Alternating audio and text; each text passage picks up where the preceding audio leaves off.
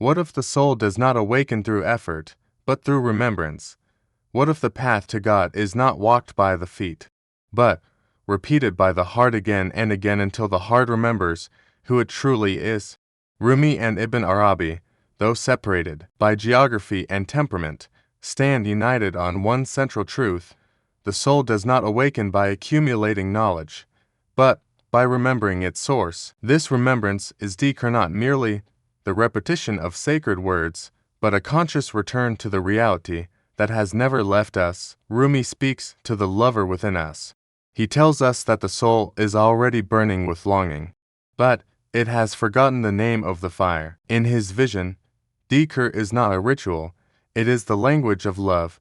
When the name of God is repeated, it is not the tongue that speaks, it is the soul calling back to its origin. Rumi says the wound is the place where the light enters, and dhikr is the act of keeping that wound open, refusing to let the world numb it. Through remembrance, the soul softens, the ego loosens its grip, and the heart begins to hear what it has always known. Ibn Arabi approaches the same truth from a different horizon. For him, dhikr is not only devotion, it is metaphysics. Reality itself is engaged in remembrance. Every atom, every breath, every movement in existence is already performing dhikr. By reflecting the divine names, the human being awakens not by adding something new, but by aligning with what already is. When a person remembers God, they are not bringing God closer, rather, they are removing the veil that made distance seem real. In Ibn Arabi's vision, the soul is asleep because it identifies with form, limitation, and separation. Dhikr dissolves these false identifications. Each repetition weakens the illusion of I am separate, until remembrance becomes continuous, not as sound, but as presence. At this stage, the soul does not merely remember God, it recognizes that it has always been remembered by God. Both masters insist on one radical idea: awakening is not an escape from the world, but a transformation of perception. Dhikr does not remove you from life, it returns you to life with unveiled eyes. Anger becomes a signal, fear becomes a teacher, and silence becomes louder than speech. The soul awakens when remembrance moves from the tongue to the breath, from the breath to the heart, and from the heart to existence itself. Rumi reminds us that if dhikr feels dry, it is because we are still standing outside the door, counting the names instead of entering the presence. Ibn Arabi reminds us that even this dryness is not outside the divine will, it too is a form of remembrance. Calling the seeker beyond emotion into realization, to walk the path of Rumi and Ibn Arabi, is to accept that awakening is gradual, subtle, and deeply intimate. It begins when dhikr is no longer something you do, but something you are, when remembrance continues even in forgetfulness, when silence itself starts to pronounce the name, and when the soul, finally awake, realizes that the seeker, the path, and the destination were never separate. Rumi and Ibn Arabi both insist that the greatest misunderstanding about dhikr is the belief that it is merely repetition. The tongue may move, the lips may shape sacred words, and the breath may follow a rhythm, yet the soul can remain untouched. True dhikr, in their vision, begins at the moment when remembrance shifts from sound to awareness. It is not about how many times a name is spoken, but about whether the heart recognizes the one being named. Repetition without presence is like knocking on a door while walking away from it. The sound exists, but the meeting never happens. Rumi often addresses those who complain that dhikr feels empty or dry. He responds by turning the complaint into a mirror. If the words feel lifeless, it is not the words that are dead, but the attention that has wandered. For Rumi, remembrance is an act of love, and love cannot be forced. A lover does not count how many times they say the beloved's name. The name escapes naturally from their being. When dhikr is driven by obligation alone, it remains on the surface. When it arises from longing, it penetrates the heart and begins to soften the hardened sense of self. Ibn Arabi deepens this understanding by reframing remembrance as recognition. According to him, the soul is not forgetful because it lacks memory, but because it is absorbed in forms. The world of appearances pulls the attention outward, scattering the soul across countless objects and identities. Dhikr gathers what has been scattered. Each remembrance draws the soul back from multiplicity toward unity. This is why repetition has value, not as quantity, but as consistency. It trains attention to return, again and again, until returning becomes natural. For both masters, the real shift happens when Dhikr stops being something the person performs and becomes something that reveals what is already happening. Ibn Arabi teaches that all of existence is engaged in remembrance, every atom glorifying the reality that gives it being. When a human being performs Dhikr consciously, they are not initiating remembrance, but aligning with the cosmic rhythm already in motion. The sense of isolation begins to dissolve, and a seeker realizes that remembrance is not an individual act, but a participation in a universal movement. Rumi expresses this truth through poetry rather than philosophy. He describes Dhikr as a fire that burns away false identities. At first, the fire feels external, something the seeker must ignite through effort. Over time, the seeker realizes the fire was already burning within them, waiting for oxygen. Dhikr provides that breath. The more sincerely the heart engages, the more the illusion of a separate self weakens. What remains is not a louder voice, but a quieter ego. Another critical dimension both emphasize is presence. Dhikr without presence strengthens habit, not awakening. Presence means the heart is aware of what the tongue is saying, the breath is aware of what the heart is feeling, and the awareness is aware of itself. In this state, even a single remembrance can outweigh thousands, uttered unconsciously. Ibn Arabi suggests that a moment of true presence can unveil more reality, and years of distracted practice. As remembrance deepens, the seeker begins to notice subtle changes. The mind becomes less reactive, emotions lose their sharp edges, and silence starts to feel inhabited rather than empty. Rumi says this is the moment when the door begins to open inward. The seeker no longer chases spiritual states. Instead, they learn to remain available. Dhikr becomes a way of staying awake rather than achieving something extraordinary. Eventually, remembrance matures into a state where effort dissolves. The seeker may still move their lips, but the center of gravity has shifted. Dhikr continues even when words stop, flowing through breath, attention, and perception itself. Ibn Arabi describes this as the stage where remembrance remembers itself. The soul recognizes that it was never outside the divine presence, only distracted from it. In this realization, repetition fulfills its true purpose by leading beyond itself, returning the seeker to the simplicity of being aware, being present, and being remembered by the one they sought. All Ibn Arabi and Rumi approach the idea of awakening from different angles. Yet, both agree on a startling truth: the soul does not awaken by accumulating knowledge, but by shedding what hides its vision. Most people believe ignorance is a lack of information, but these masters insist it is a condition of misidentification. The human being forgets not because they do not know enough, but because they have mistaken the mask for the face. Dhikr becomes the tool that loosens this confusion, not by adding new concepts, but by gently dissolving the veils that make separation appear real. Ibn Arabi explains that every veil is a form of attachment to limited identity. When a person says, "I am this" or "I am that," they unknowingly restrict the infinite reality that breathes through them.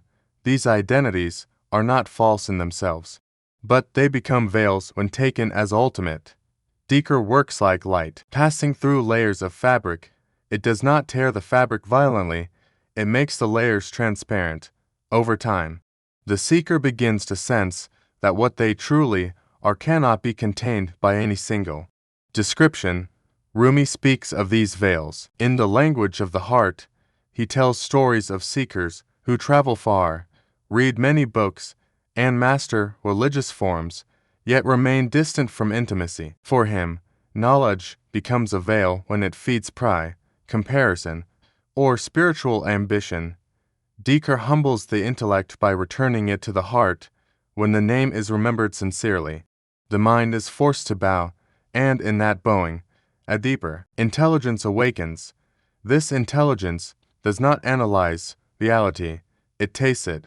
Both masters emphasize that veils are not sins to be hated, but signs to be understood. Fear, anger, desire, and doubt are not obstacles placed outside the path, they are part of the path itself. Ibn Arabi insists that every state is a self-disclosure of the divine, even those we label negative. The problem is not the state, but our attachment to it.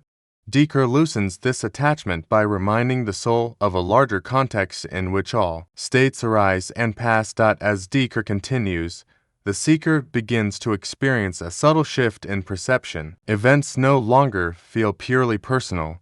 Praise and blame lose some of their power. The constant need to defend an image starts to fade.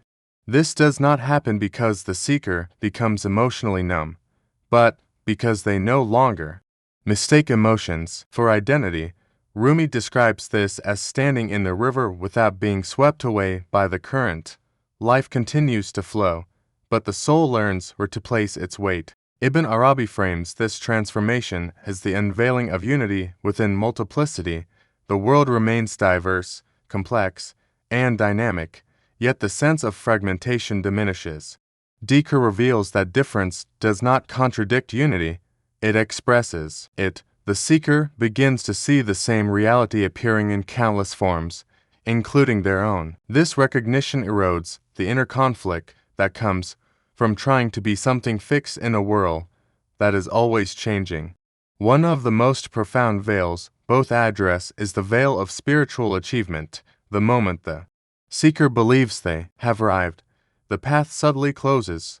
Rumi warns that claiming enlightenment is often the final trick of the ego. Ibn Arabi echoes this by stating that the highest knowledge is knowing that one does not possess knowledge. Dhikr protects the seeker from this trap by keeping the heart oriented toward remembrance rather than attainment. It shifts the focus from what have I become to what is being revealed now. As veils thin, the soul does not disappear, it becomes transparent. The seeker still functions in the world, holds responsibilities, and navigates relationships, but with less inner resistance. Dhikr does not erase personality, it puts it in its proper place. The awakening that occurs is quiet, almost ordinary, yet deeply transformative. The world looks the same, but it is no longer taken at face value. The seeker begins to live from a depth that does not need constant confirmation, because the source of meaning is no longer outside, but silently present within every moment. Rumi and Ibn Arabi both point toward a stage of awakening where dhikr is no longer an action performed at certain times, but a state that permeates the whole of life. In the beginning, remembrance feels deliberate and effortful. The seeker sets aside moments, repeats sacred names, and struggles with distraction. This stage is necessary because discipline trains attention and creates space. Yet both masters insist that discipline is only the doorway, not the destination. The true transformation occurs when dhikr moves from practice into being. Rumi describes this shift through the metaphor of music. At first, the seeker learns the notes, repeats melodies, and follows rhythm consciously. With time, the music enters the body, and the musician no longer thinks about each note, the song plays itself. In the same way, dhikr begins as repetition, but matures into a natural resonance. The name is no longer forced onto the tongue. It rises from the heart spontaneously, sometimes without words, sometimes as silence more eloquent than sound. Ibn Arabi explains this stage in terms of continuous presence. When dhikr becomes being, remembrance no longer depends on verbal repetition. The seeker remains aware of the divine reality across changing states, whether speaking or silent, active or resting. The heart maintains orientation. This does not mean the seeker is constantly thinking about God. Rather, they are no longer absent from the source of thought itself. Awareness becomes the ground from which all experience unfolds. One of the signs of this transformation is a subtle shift in how the seeker relates to time. Dhikr performed as an action belongs to time, with a beginning and an end. Dhikr lived, as being exists in a deeper dimension where moments flow without fragmentation. Rumi hints at this when he speaks of entering the eternal now, where past regrets and future anxieties ooze their grip. The soul awakens to a presence that does not rush, because it is not trying to arrive anywhere. As remembrance stabilizes, the seeker's relationship with effort changes. Struggle gives way to surrender. This does not imply passivity or withdrawal from life, but a release of inner resistance. Ibn Arabi teaches that at this stage, actions still occur, but the sense of personal authorship weakens. The seeker acts, yet feels acted through. Dhikr has refined perception to the point where the flow of events is seen as a manifestation of divine will rather than a battlefield of personal control. Rumi emphasizes that when Dhikr becomes being, love becomes the dominant force, fear loses its authority, not because danger disappears, but because trust deepens. The heart learns that remembrance itself is protection. Even when circumstances are difficult, the inner orientation remains intact. This is why Rumi says the lover's pain is also a form of intimacy when remembrance is continuous. No experience lies outside the relationship with the divine. Another hallmark of this stage is silence, not the silence of suppression, but the silence of fullness. Words become fewer because they are no longer needed to convince, defend, or impress. Ibn Arabi suggests that this silence is itself a form of dhikr because it reflects alignment with reality without conceptual interference. The seeker listens more than they speak, not as a moral choice, but as a natural response to depth. In this state, the ego does not vanish, but it loses its central position. Personality remains functional, yet transparent. The seeker still has preferences, emotions, and roles, but they are no longer mistaken for ultimate identity. Rumi likens this to a mirror that reflects images without clinging to them. Dhikr has polished the mirror to such a degree that reflection happens effortlessly, without distortion. Ultimately, when Dhikr becomes being, awakening is no longer experienced as a peak or special state. It becomes ordinary, woven into daily life. Walking, speaking, working, and resting all carry the same underlying remembrance. Ibn Arabi would say that the seeker has aligned with the remembrance that was always present, while Rumi would say the lover has finally realized they were never apart from the beloved. At this point, the path does not end, but it disappears, because the one who was walking has merged with the walking itself.